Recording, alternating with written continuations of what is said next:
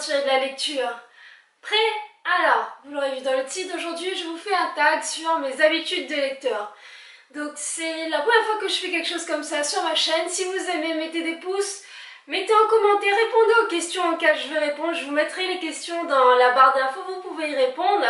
Et puis abonnez-vous à ma chaîne, d'autres choses dans ce genre vont suivre. Et je réponds tout de suite aux questions. J'ai toutes mes questions sur le téléphone parce que j'ai récupéré sur la chaîne d'un autre booktubeur. Je vous mettrai sa chaîne aussi en barre d'infos si ça vous intéresse.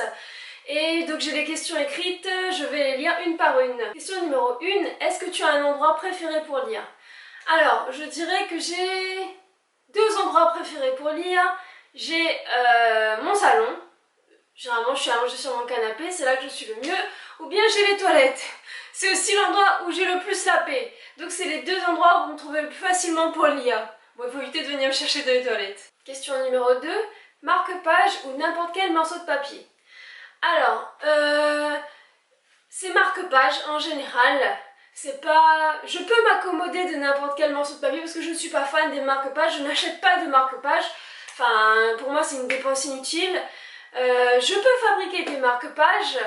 Et souvent j'ai une collection de cartes Sailor Moon et c'est ces cartes que je vais utiliser comme marque-page parce que j'en ai plein en double et qu'elles sont assez petites et que je peux les laisser dans les livres, c'est pas grave, j'en ai suffisamment. Question numéro 3. Est-ce que tu peux t'arrêter de lire n'importe où dans le livre ou tu attends la fin d'un chapitre? Je peux m'arrêter n'importe où, il suffit que ce soit un moment important, c'est-à-dire que le moment est passé et puis c'est bon, je peux m'arrêter. Je ne suis pas obligée d'attendre la fin du chapitre, pas du tout, j'arrive à me rappeler et à revenir à là où j'étais, donc pour moi il n'y a pas de souci là-dessus. Question numéro 4, est-ce que tu manges ou bois pendant que tu lis?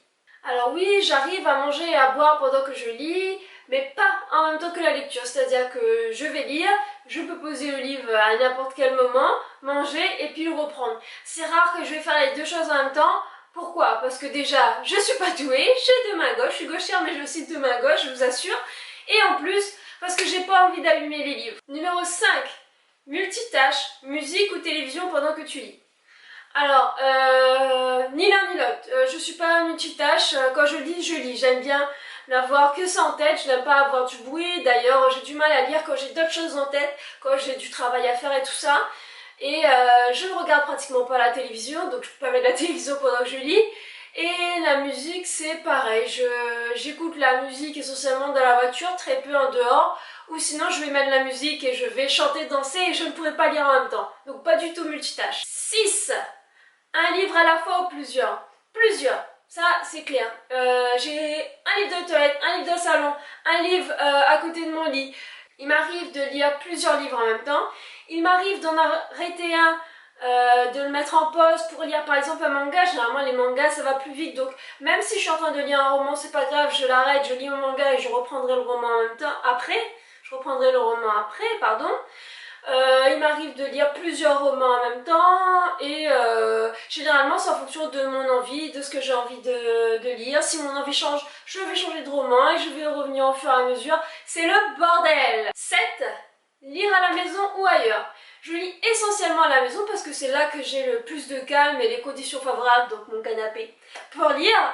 Après, ça m'arrive de lire ailleurs, pas pendant les transports, j'arrive pas, enfin, pendant la voiture je peux pas lire, sinon ça me rend malade. Après l'avion, tout ça là, j'y arrive. Ça m'arrive de lire ailleurs si vraiment il y a personne, c'est-à-dire que je suis quelqu'un d'assez sociable, s'il y a du monde, je vais aller parler avec les gens, je vais pas juste ouvrir mon livre et puis basta quoi. Donc essentiellement à la maison. 8. Tu lis dans ta tête ou à haute voix? Je lis dans ma tête, je n'ai pas besoin de lire à haute voix, c'est même très rare, voilà quoi, je lis dans ma tête. 9. Il t'arrive de sauter des pages ou même de jeter un coup d'œil plus loin dans le livre? Non, pratiquement jamais. Ça m'est déjà arrivé une ou deux fois quand le livre était assez un peu difficile à lire, voire même ennuyeux, et que je voulais être sûre de ne pas rater quelque chose, donc j'ai juste jeté un œil vite fait. Après, si un livre me plaît et la part des livres arrive à me captiver suffisamment, je ne lis pas ce qui va se passer à l'avance parce que je vois pas l'intérêt, j'ai envie de garder le suspense, de me faire ce plaisir-là, donc non, je ne lis pas de page en avant. 10. Casser la tranche ou la garder intacte? Ça va dépendre. Il y a les romans, souvent je les achète en brocante et donc souvent la tranche est déjà cassée. Donc en fait je m'en fiche, j'ouvre le livre, je prends pas à faire spécialement attention à ce que la tranche, voilà. Généralement c'est des poches. Après si c'est de beaux ouvrages et tout, je vais faire beaucoup plus attention. Par contre les mangas, interdiction de casser la tranche. Personne ne prendra un manga de ma bibliothèque pour l'ouvrir comme ça, jamais. Non mais ça va pas ou quoi, on sait que ça détruit le livre. Donc pour les mangas, je fais très attention à mes mangas. Non, on ne casse pas la tranche d'un manga. Bon, il arrive que j'en trouve d'occasion ou en brocante.